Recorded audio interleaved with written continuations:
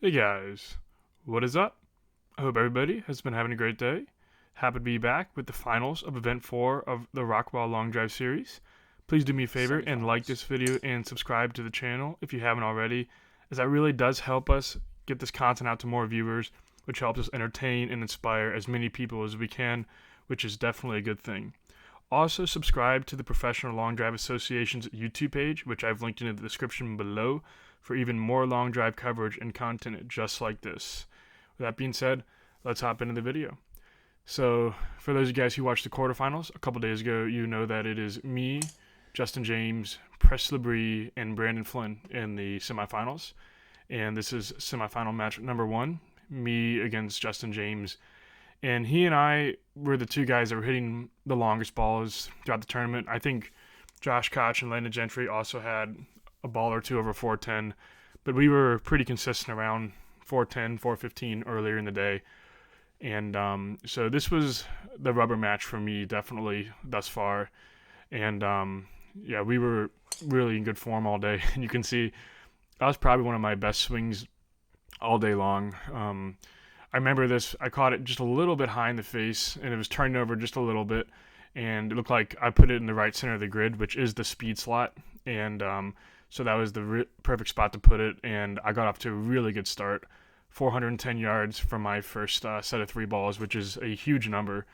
And so I was very happy with that start. But you know, going against someone like Justin James, you're never really truly confident until the last ball is hit. So definitely going to need 220 ball speed from Justin here to get to 410, but he definitely has that in the tank. You can see him taking his time, getting really loose, and making sure that he's completely ready for his first swing. Because for those who don't really know, in long drive, your first couple shots tend to be a little slower because you're a little tight. So it's definitely the sign of someone who's got a lot of experience. He's kind of taking a couple of swings, getting the blood flowing, so that his first shot is just as fast as his next couple. So Justin James' first swing, and looks like it's going to catch a piece of the grid, but you can tell spins a little high, ball speed's a little down, and so that's going to come up pretty. It's going to come up well short of the number, but it is. At least he has a ball in play. And that is psychologically a good thing when you have a ball already in between the stakes, so to speak. So now Justin getting set for his second swing of the set. And another ball that was really good swing here. 150 miles an hour club speed, 222 ball speed. Really great shot down the left center.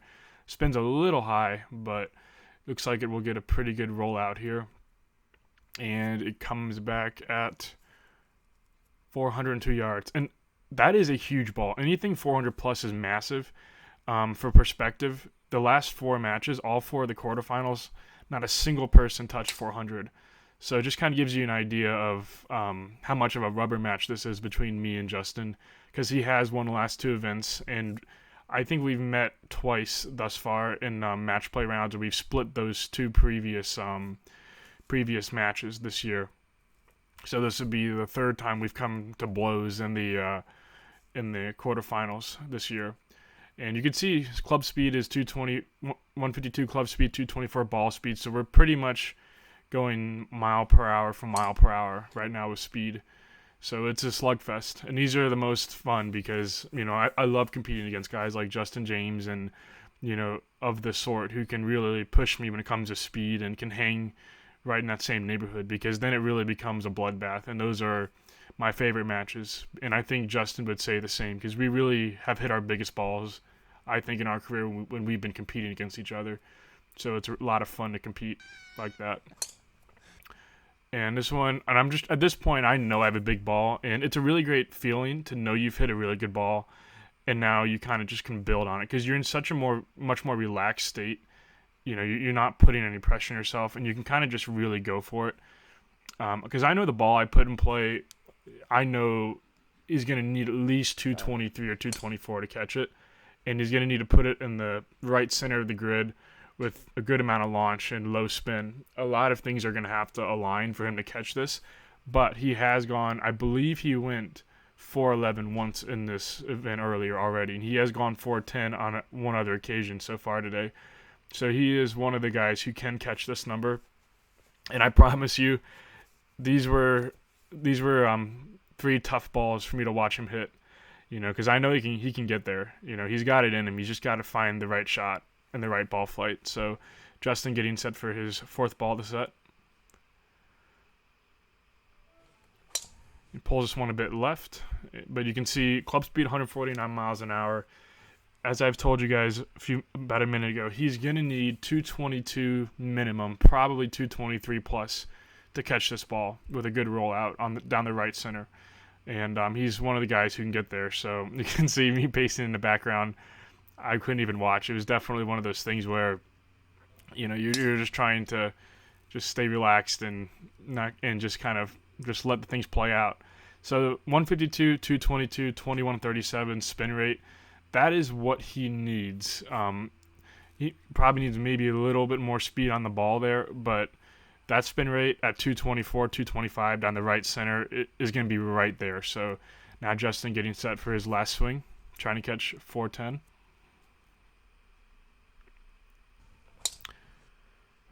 And he hit a pretty good shot, but he pulled it out a bit left. So he knows that's going to be out. But again, it's definitely one of the guys I really enjoy competing against. And he's a great sportsman, really good guy. And he will definitely be a massive factor coming up November 7th for the national championships in Memphis. So I'm looking forward to competing against him then. So definitely, it was a big match for me to win. Obviously, Justin and I have been going toe-to-toe all year. So that was definitely a great feeling for me to walk away with that. And now, coming up shortly, we have Brandon Flynn versus Press Labrie. And if you guys remember from the quarterfinals, Brandon pulled something in his calf muscle. And I have been given further information on that, just so you guys know. Brandon told me that it was just a minor calf strain, and he is fine and in good shape. So he will also be competing at full strength for the national championship in about a week and a half. So he will definitely be a factor as well. And so now we got Press Labrie getting set here. One of the young guns in the sport. I think he's 22 years old and definitely a very deadly hitter as well. He's got a very good angle of attack on the ball, hitting up on it about 7 to 8 degrees, which is definitely where we want it to be in long drive. Gives us a high amount of launch and low spin, and the ball goes very, very far. So Press about to hit his first swing here.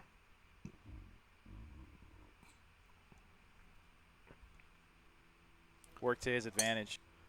You can see pretty good numbers there, 145, 212, maybe a hair high in the face.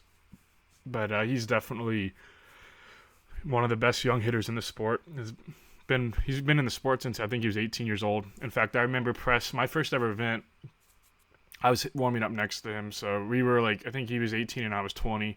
So we were kind of the young guns of the sport. And 3 years on, he is still absolutely one of the best hitters. And so you can see Press getting off to a good start at 386. He's trying to build on that. A little bit low on the face there. Still got it out to 381 up the right center. So I would say, and to give you guys a perspective on these numbers, anything over 390, you're feeling pretty good. It just goes to show how big anything over 400 is. 390 is probably that 50-50 zone where you think you got about a 50-50 shot of winning. So 86 is an okay number to start with, but Press is definitely looking to build on that. He definitely doesn't want to end his set on 86. Could cook. And he leaves this one out just a bit to the right. And it does come back in, but he's just kind of necking this just a hair. You can see the club speed at 144, 145. If he center punches it, he should be able to get to about 216 to 217. And with that spin rate at 216, 217, you're probably looking at 395 instead of 379. And that's just the difference in speed when it comes to distance. So now Brandon Flynn stepping in, and Brandon Flynn and Press are just about toe-to-toe with speed. They're within 1 or 2 miles an hour of each other, so it's really whoever hits their ball. And Brandon's been hitting it pretty square all day long, so another one right down the gut. Spin was maybe just a hair high. That's probably the only thing I would change with that shot. And I think it comes back at 382. Yep, so 4 yards short, and that's really the difference. I think Press's 86 was about 4 or 5 miles an hour faster, so that pretty much gives you your difference right there. So he needs something at about 213 or so to catch Press. He pulls this one a little bit left. You can see him still fighting off that calf injury, or that calf strain rather. And he's sitting in the 140 to 142 club speed range, but he can definitely get more. I think he's just trying to get himself warmed up and work himself into the set. So he definitely has the horsepower to get there to 386. He can definitely get into the 90s for sure. You can see, still trying to fight that off a little bit. Blood that went out to the right. So Press with the four-yard lead going into the second half of the set. And again, as I mentioned earlier, when you have the ball in your hand and you're leading and the set's going down to the last couple balls, you're definitely feeling good. And you can see Press knows he does not want to hit these 3 balls and still only have 386 on the board. In Press's mind, anything short of 400 is dangerous as far as Brandon Flynn's concerned. So he wants to try to get at least another 10 yards on the board. And this one, I believe, catches the right edge of the grid, but unfortunately, he's still not quite scoring it up. 212 is a good speed, but at 145 miles an hour club speed, he's really wanting to be up north of 215. If he really squares one up, he should be in that 217 range, 218 range. And if he can get to 218 with 2,000 RPMs of spin, we'll be seeing mid-90s, maybe close to 400. And that's definitely where he wants to be against Brandon.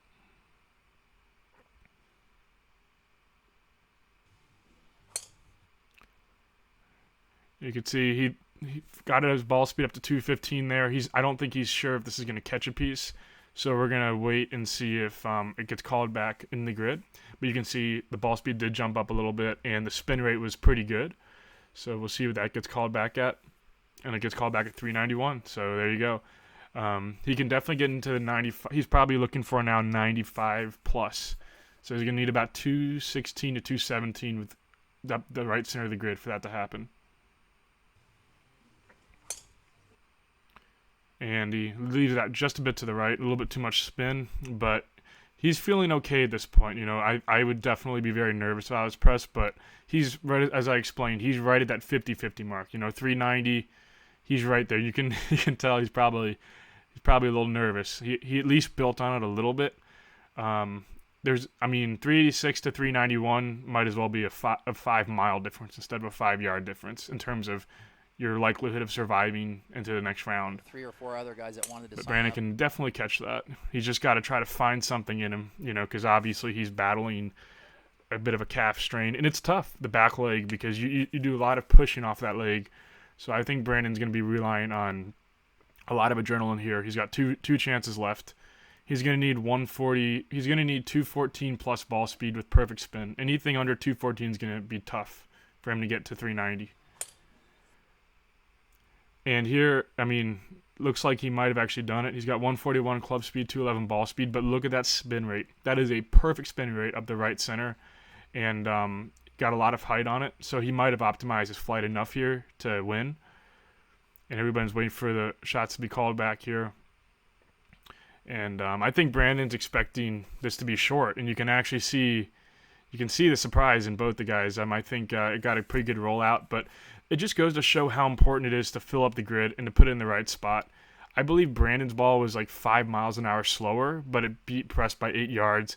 And that just goes to show how important it is to flight the ball well, how important it is to fill up the grid, and how speed is important, but you need to have the ability to fill up the grid to have the right ball flight. Because the way I see it, the more balls you hit into the grid, the better chance you have of one getting a huge hop. And so Brandon really doing a great job of surviving and getting through to the next round. And so now we have the final set between myself and Brandon Flynn, which will be coming up right now. And so I'm hitting first, and so we're getting ourselves set up here. And so, in my mind right now, I'm thinking kind of kill shots. I'm thinking if I can square one up, I have a pretty good chance. And that's kind of, I had too much adrenaline going through me at this point to try to, I think, hit one straight and not swing as hard as I possibly can. Because as I mentioned in an earlier episode in the quarterfinals, I was a lot faster than I am typically, which is obviously means I'm probably getting a little bit more speed as a result of my training in the gym and my diet. So that's a great sign. But also coming with that is I now have to kind of find that new tempo to accommodate that increased speed. And so, what I'm thinking is I know typically I would want to just get one in play first, but I'm going to be just going for kill shots because I know my tempo is just too fast right now to rely on it. So I'm just going to be really giving it what I got and just doing my best to rotate the face and square it up, and that's kind of my mindset going into this set. Rockwell. And hit a pretty good ball here up the left side. And we were all wondering if it was going to catch a piece. 151 club speed, 224 ball speed. I think it spins a little bit high, even though it didn't quite catch the spin rate. And I think this gets called back out of bounds. It was right on the edge. So I think it would have been probably, TrackMan had it at 389 total. So it probably would have been around a 390 ball, which is, it's an okay ball. But, as we saw, 390 is definitely not something you want to leave off of. And here, another one I just pulled left. But you can tell it's all about can I time the tempo. Because, I'm definitely moving it really well right now. And so it's just about kind of catching that one shot. So, I kind of tried to put the ball back a little bit more in my stance to have the club stay a little bit more square. And I killed this one. You can see me do a bit of a club twirl there. I really love the launch angle. And I think the spin was probably right around 2,000. The only mistake I made here was it went into the left center of the grid. So I think this was almost all carry. So 397 is a good number. Definitely solid, but, wouldn't have won the last set. And so I know that. I'm very well aware of Brandon. Brandon, I think, hit it past that in his last set. So Brandon's still very much in this, no question about it. If he can hit a good flighted ball up the right center with a center face contact. Going a little bit farther right now. You can see that was a really good shot here. He's turning over just a little bit into that soft spot. But you can see the three numbers there, absolutely perfect. I mean, 141, 210, 2200. I mean, you're really maximizing everything with those three numbers. And it gets called back at 386. Had that been in the right center of the grid, that would have been right on my number if it got a little bit of a rollout. But that's just speed difference right there. We both hit it in the same spot of the grid there with it being pretty soft. And I'm 9 yards ahead just because of the speed differential.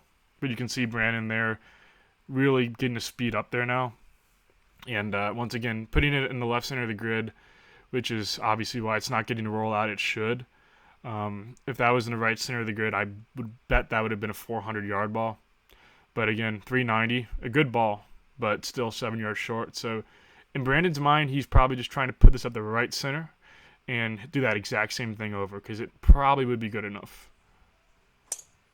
And he leaves this one out to the right a little bit, but you can see his club speed is really starting to climb. So he's definitely in a situation now where, as it stands, if he can hit it up the right center of the grid, he can definitely play ball for sure.